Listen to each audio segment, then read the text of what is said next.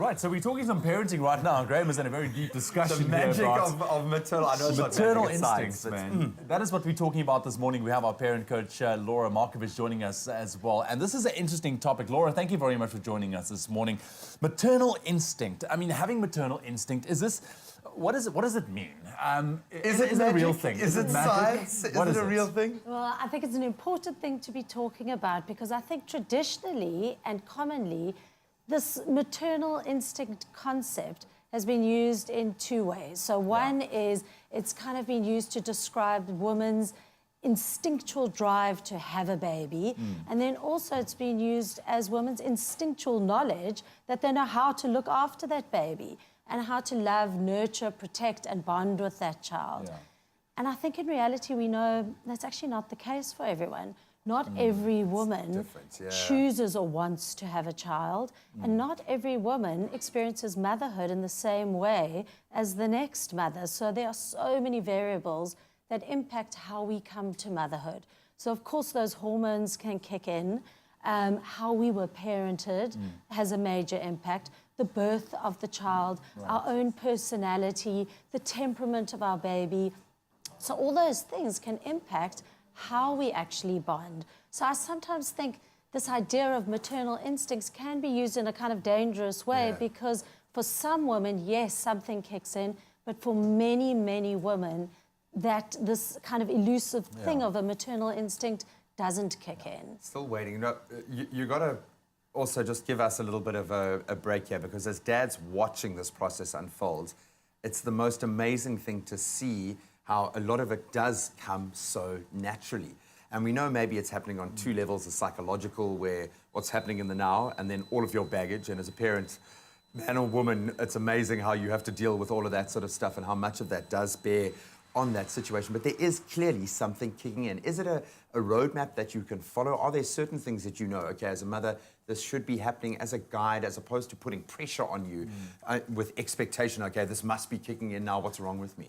Well, I think the two things that I really want to pick up from what you're talking about is, first of all, father's experience of this maternal instinct concept. And I think similarly to what I was saying earlier about it being used in a bit of a dangerous sense, I think for fathers, it has been used to perpetuate the stereotype of the all-knowing, all-loving, all-maternal mother, which in reality isn't always the case. Absolutely. And sometimes that can alienate dads and actually push them aside because it's like, well, I don't know what to do, so I'm not going to get involved. So that concept can be used with excluding fathers as well, and it is so important, as you know, as a dad, to kick in and to bond and to learn to get to know your child so that you too can develop the knowledge of how to be taking care of them and picking up on their cues. I love it. And I think, the question about moms and knowing what to do is there are massive expectations on what's meant to happen. I might have been someone who expected I was going to bond with my child. I've always wanted a child, and suddenly I get this child, and it doesn't happen. I might be a person who actually never bonded with kids and thought I wasn't going to have a child, and it kicks in.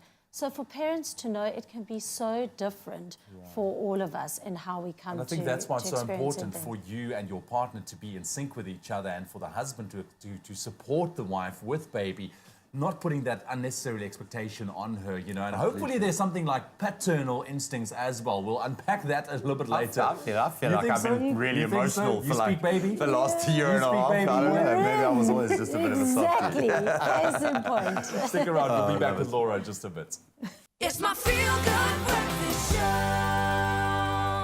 Welcome back. You're live with Expresso. Thank you so much for tuning in. It has been an amazing show. It's been interesting. It's been entertaining. It's been funny. There's been a bit of trauma. It's been delicious. It has been delicious. I haven't gotten over that what's trending thing, but I think what I found really interesting, because we obviously are both relatively new parents, we've been talking about maternal instincts and the duplicitous nature of it. Nice, Is that right? Is that the right word, Bastian? Is that a good one?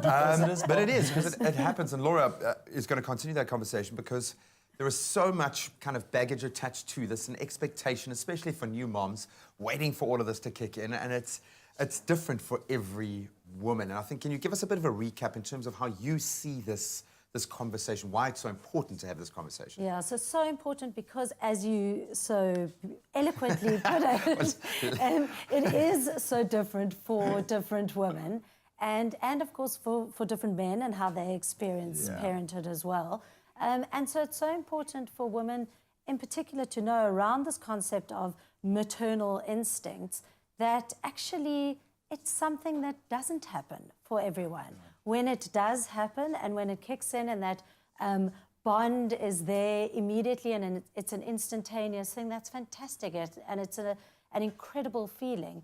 But for many, many women, that isn't something that happens instantaneously and takes a lot of work. And so it's so important for women to know about this and that they are not alone if they're not feeling this, to help them manage the potential judgment out there that's perceived and real, and the terrible self-judgment that happens, the guilt that women can often feel associated with this, and really feeling alone is like, well, when is this overwhelming maternal feeling going to kick in? Is there something wrong with me? So it's really important to be having these kinds of conversations. And it must be very difficult for women who feel that they don't have that natural maternal instinct, because sometimes you look at other women out there and it's just like, man, you just figure it out.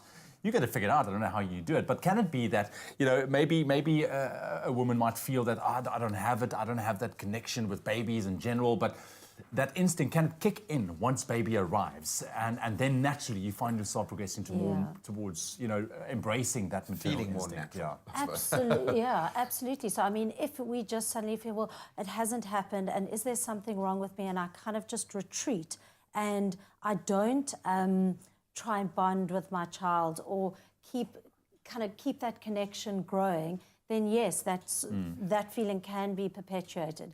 But I recommend if that is something you're struggling with, that absolutely you express that vulnerability. You know, so often just speaking to people, and not necessarily, you know, when we need to seek professional help, absolutely, but speaking to other moms as well, you know, building a community of moms, getting role models who you do respect in terms of how they parent, and speaking to them, because when we express our vulnerability, which is often very hard to do, but once we do it, we really do open the channels for everybody to be able to share, that often this is a common feeling. You and I express our vulnerability all the time. All to one the another. time. We cry into each other's shoulders all the That's time. a very special bond that you have. It's amazing to me because, you know, I think that community often is started through an antenatal kind of group where you've gone through similar milestones together. And it's a two-edged sword, because you're often comparing yourself or your child's progression and all of these kind of these variables that are just that. They are so variable. Just something that popped into my head now is, because there's often depression attached to that, postpartum depression or those sorts of things. Is it linked to that in any way? Is it natural for a mom, because there is so much going on, never mind the external influences, but just what's happening within you, that you can be left destabilized? And can those maternal instincts, what are those signs that they might not be there or might be kicking in, or should we even be looking for that? Yeah, so as we said earlier, there's so many variables that impact how we come to motherhood or parenthood, including the hormones, including our experience of being parented, including our own personality, our own expectations around parenthood. So all that said, so can this feeling of feeling like I don't measure up to this thing of maternal instincts impact things? Absolutely. It can add to things. So, yeah, you know, you ask the question, well, what is something to look for? If you really are struggling to bond, or if you're seeing that a child is struggling to thrive, isn't engaging, eye contact, those sorts of things, then absolutely reach out. Get a bit of help, know that you're not alone, and seek help. I think connection. the most important thing here, if you as a mom feel that, you know, you are struggling, that you're not making that connection, have those conversations. I think that is the first and foremost step that you need to take, because you're not alone. You're not going to be judged. You know, there's help out there among the mom community, and dads, step up to the plate and help your woman as well. Laura, thank you very, very much for joining us this morning.